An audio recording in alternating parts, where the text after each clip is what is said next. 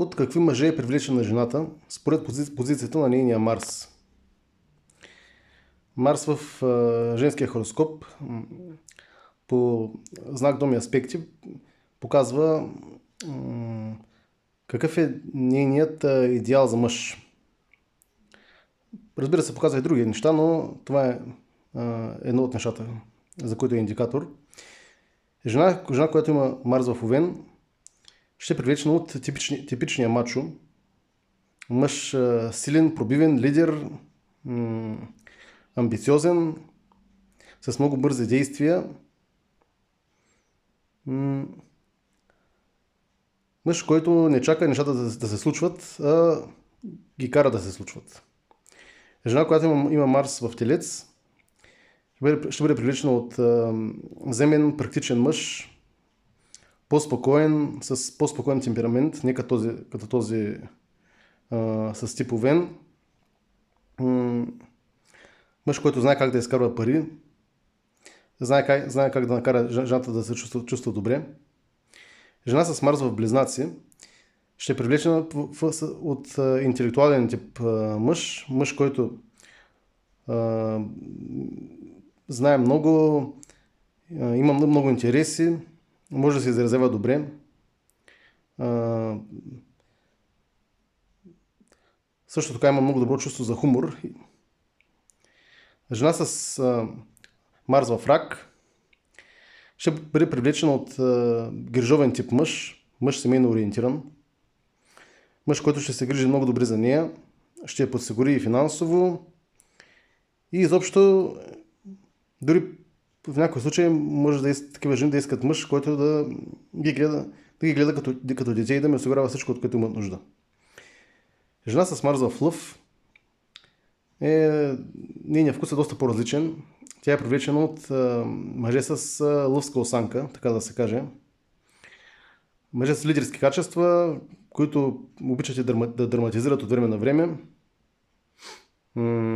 които много лесно поемат лидерската позиция във всяка една област от живота. И също така, които са винаги в добро настроение. Жена с Марс Лъв трудно ще понася мъж, който е постоянно навъсен, така да се каже.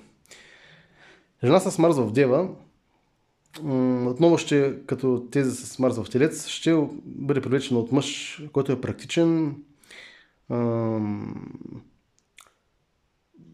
Също така мъж, който ще обича да спортува, да поддържа много добре тялото си, мъж с усет към детайла, който ще бъде, дори при някои жени може да се падат по мъже, които са вманиачени в това всичко да бъде идеално, и на тези жени това ще им харесва. И също и мъже, които да ги критикуват от време на време. Жена с Марс в Везни ще бъде привлечена от мъже, които искат винаги да поддържат баланс и хармония във взаимоотношенията с всички хора около тях. Мъже, които дори може да са по-нерешителни, и на нея ще й харесва да му помагат да взема решения. Също така ще бъде привлечени и от мъже, които са много красиви и привлекателни.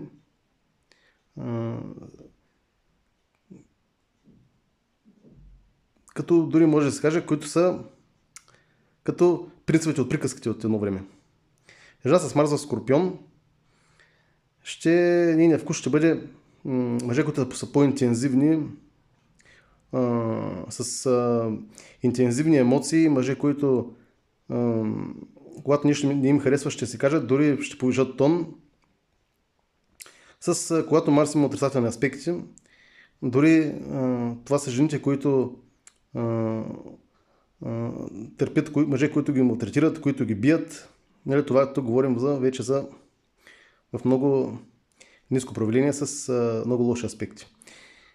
Жена с Марс в Стрелец ще харесва мъже, които са веселяци, които обичат да пътуват, които обичат да ходят, посещават различни места с нея, често ходят на големи пътешествия. Малките пътешествия са за близнаците, големите пътешествия са за стрелеца. Мъж ще бъде приличен на мъж, който обича да разширява хоризонтите си, да учи нови неща, да философства, да я получава.